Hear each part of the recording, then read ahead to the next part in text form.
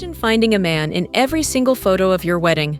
Someone no one invited, no one remembers, and yet, he's always there. Who is he? Why was he watching her? And what terrifying secret has been waiting in her family's past?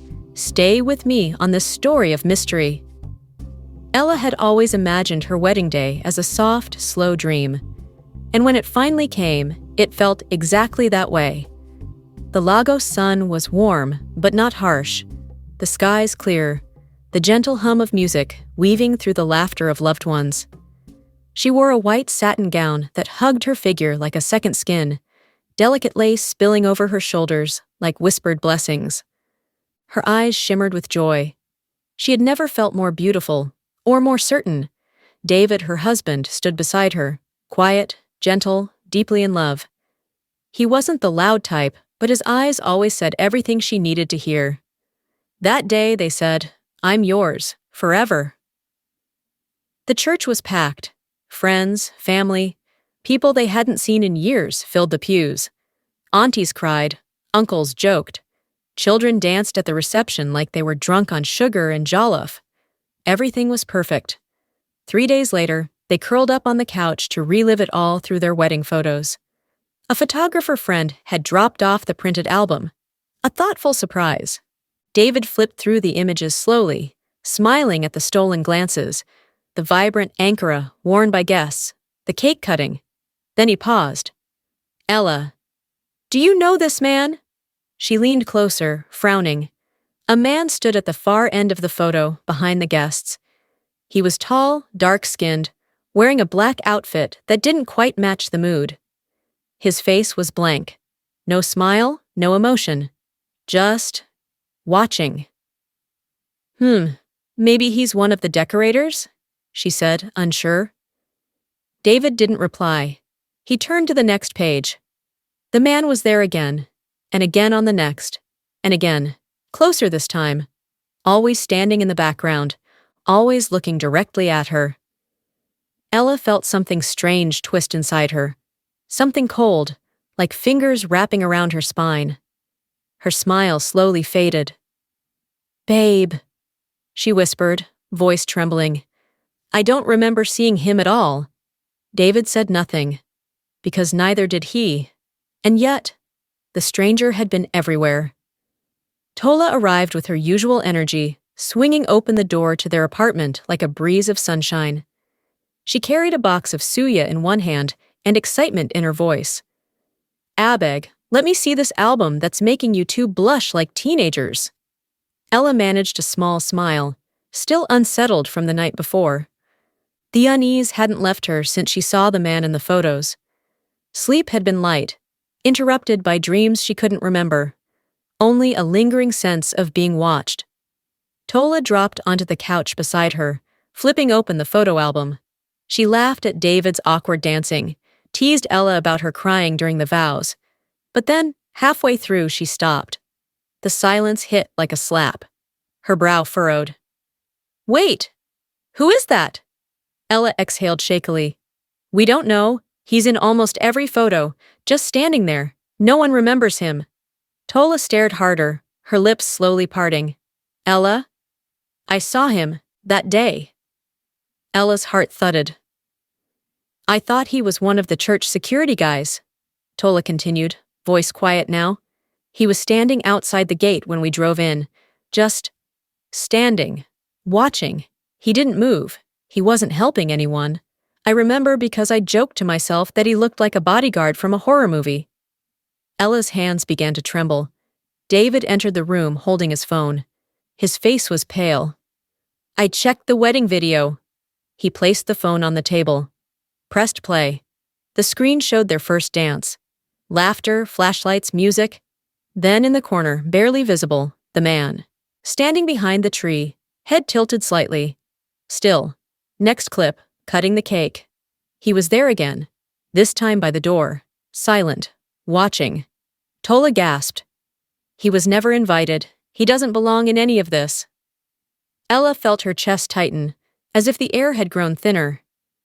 She looked at her wedding photos again, now with different eyes. What had once been memories, now felt like warnings. And the stranger. He hadn't just witnessed their union, he had chosen to be part of it. It was a Wednesday afternoon when everything shattered. David came home earlier than usual, a soft rain falling over Lagos.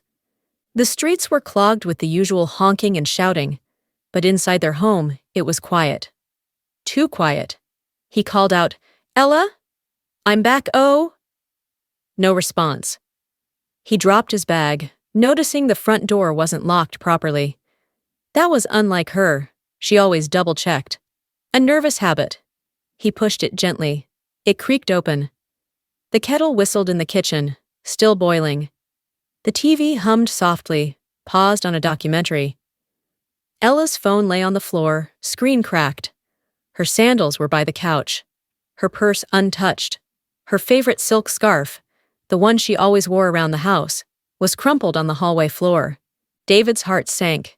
He searched every room, calling her name, growing louder each time. No note, no sign of struggle, no trace of where she had gone. It was as if the air had swallowed her. Within the hour, Tola rushed over, barefoot, drenched from the rain, her mascara smeared. "She's not at her parents' place. No hospital admission. I've called everyone. No one has heard from her since this morning." David could barely breathe. The police came that night. They asked the usual questions. Any enemies? Recent arguments? Was she depressed?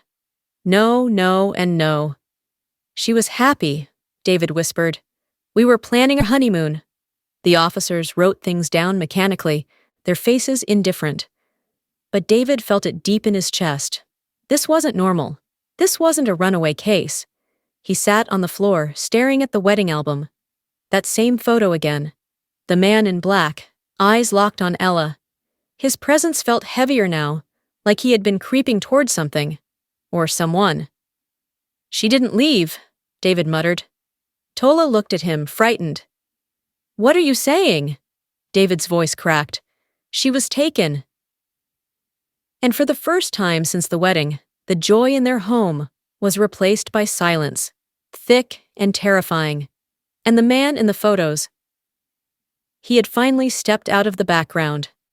The apartment felt hollow without Ella. The air itself seemed different, heavier, colder, like the walls were grieving too. David barely slept. He moved through each day like a ghost, replaying her laughter in his mind, trying to hold on to the sound before it slipped away completely. 3 days had passed. No leads, no ransom calls, no sightings. It was as if she had vanished into thin air. David sat in their bedroom, the wedding album open beside him. But he couldn't look at it anymore. The stranger's face had begun to haunt him, not just in the photos, but in dreams. He reached for Ella's phone again. He had gone through it twice already, but now he searched deeper, through the gallery, recently deleted folders, even the cloud. And then he found it. A photo she had taken of herself in the mirror, just a casual selfie in their bedroom, a week before the wedding. But this time, it wasn't her smile that caught his attention. It was the reflection behind her. A blurry figure, almost like smoke, standing inside the room. The man. David stared at the image, his breath caught in his throat. He turned toward the actual mirror. Just glass. He approached it slowly, touched the surface. Cold. Solid. Still, he couldn't shake the feeling that something was wrong with it, like it had become a doorway. Or a witness. That night, David drifted into uneasy sleep. In the dream, he stood in front of the same mirror. The room behind him was dark. Shadows stretched across the floor. And then, Ella appeared. She was barefoot, her white scarf around her shoulders, her eyes wide with fear. "David," she whispered. He reached for her, but someone else was there. Him, the man in black, standing just behind her, his eyes glowing faintly like coals, a hand resting on her shoulder possessively. David woke up screaming, drenched in sweat. He turned the mirror to face the wall. Because he knew now, whatever had taken Ella hadn't come through the door. It had come through something else. The city offered no answers. The police had stopped calling, friends stopped checking in, and David, David was unraveling. He barely ate, barely spoke.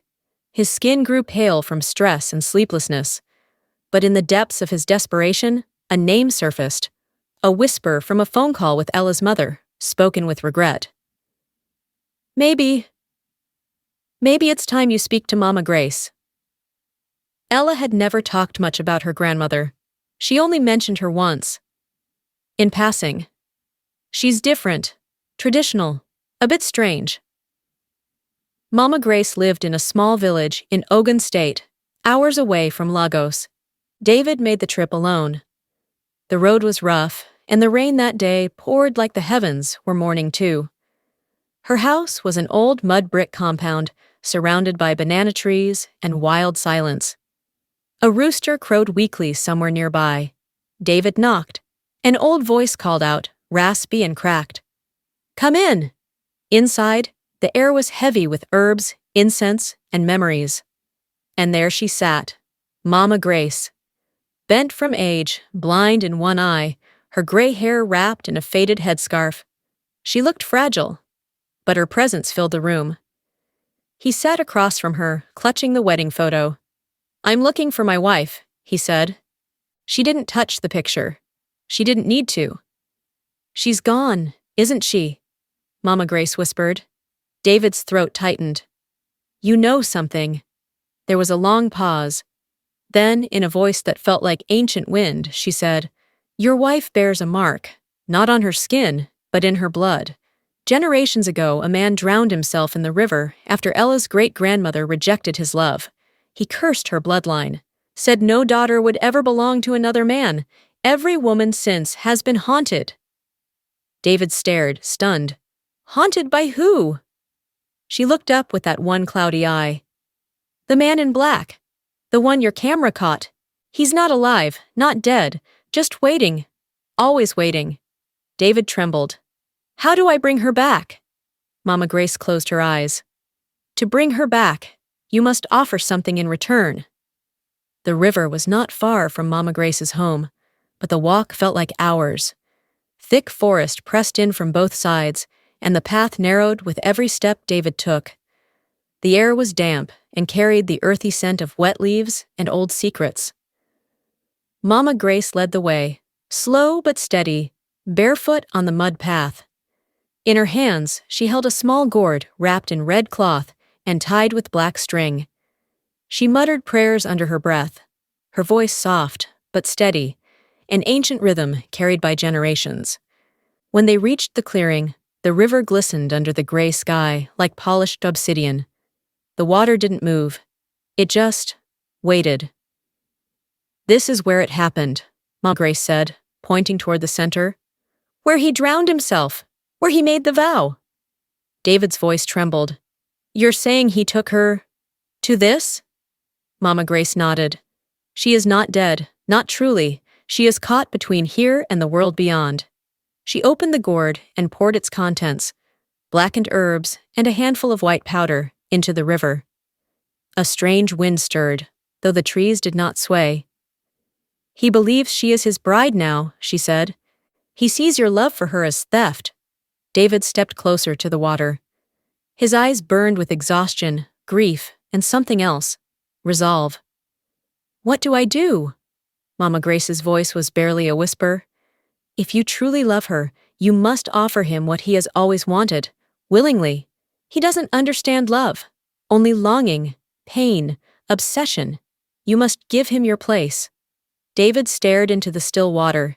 His reflection looked back at him, but behind it, for just a second, he saw Ella's face, pale, afraid, floating beneath the surface like a memory trying to breathe. He stepped into the river. The cold hit him instantly, like the arms of something ancient wrapping around his chest. He closed his eyes and whispered, Take me instead. The water shimmered, then pulled him under, silent, soft, complete. Ella opened her eyes to silence. Not the silence of peace, but the kind that pressed against her ears like water. Everything around her was pale and endless, white mist, floating fabric, reflections that didn't belong. It was like standing inside a forgotten dream. She turned slowly. Mirrors lined the walls of the space, but none showed her face. Instead, they showed memories. Her wedding day, her laughter with Tola, late nights with David on the balcony, dancing barefoot in the kitchen. But the images were twisted, off. David's eyes were empty. Her smile was still. And behind her, always, the same man in black, watching. She backed away. Then he appeared. No footsteps, no warning. Just there, standing a few feet away. The same tall figure in black, his face strangely calm, eyes soft but hollow. "You are mine now," he said gently, as if it were a blessing. Ella shook her head, trembling. "Where am I?" "With me," he answered. He extended a hand toward her. "I've waited for so long." But before she could speak, the mirrors cracked. A sound like breaking bones echoed through the room. Ella turned and gasped. David stood behind her, soaking wet, breathing hard, his eyes wide with fear and love. "Ella," he whispered, reaching out. The man in black stepped forward, face darkening. "No." David moved between them. "You've taken enough. Take me. Let her go." The man studied him, as if for the first time. Something flickered in his eyes, a sadness, or recognition. "You would give her up? Willingly?" David nodded. "She doesn't belong to you." Silence fell. Then the man's form began to fade. First his arms, then his face, until he vanished like mist touched by sunlight. The mirrors cleared. Ella turned to David, tears streaming. "You came for me." He smiled weakly. "Always." She held him tight, but as the world around them began to crumble into light, David's body grew heavy in her arms.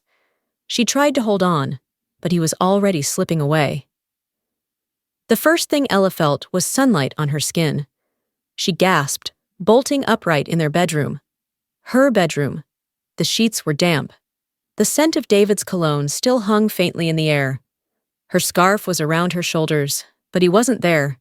She stumbled out of bed, calling his name, searching the apartment with frantic steps. The living room, empty, the kitchen light still on. The front door locked. She ran to the mirror, no reflection but hers. Then she saw it, on the table, beside the wedding album. A single photo. It hadn't been there before. Her hands trembled as she picked it up. It was from the wedding, the same moment she'd seen a dozen times. Her walking down the aisle, veil flowing, eyes locked on David. But this time, there was no man in black in the background. No stranger, no shadow. Instead, behind her, stood David, smiling, peaceful. Tears filled her eyes. He had taken the stranger's place. He had given himself to bring her back. Tola arrived later, breathless and crying, hugging Ella tight as the truth unraveled through sobs. Mama Grace called the next day. She already knew. "He made a choice," she said quietly. "And love like that, it binds deeper than curses." Ella buried David a week later in the same suit he wore on their wedding day. She laid a lily on his chest, a flower for remembrance. At night, she lit a single candle by the mirror. It was the only place she still felt him. Sometimes, in her dreams, he returned, not as a ghost, not in fear, but in warmth, in whispers, in wind. And on their anniversary, another photo appeared. It was blank at first, but slowly, like old film developing, David's smile returned, behind her reflection. Not haunting, just there, watching, loving, waiting. And though the man in black was gone, one truth remained. Some love stories live beyond the grave. Others are written between shadows and mirrors. And some are never meant to be forgotten. The end. If this story touched your heart or left you with more questions than answers, please hit that subscribe button and join our storytelling family. What do you think really happened to Ella? Would you trade your life for love? And do you believe in spirits tied to bloodlines? Let's talk in the comments. I will be reading every single one. And don't forget to like, share, and subscribe to stay tuned for more African stories. See you next time, and thanks for watching.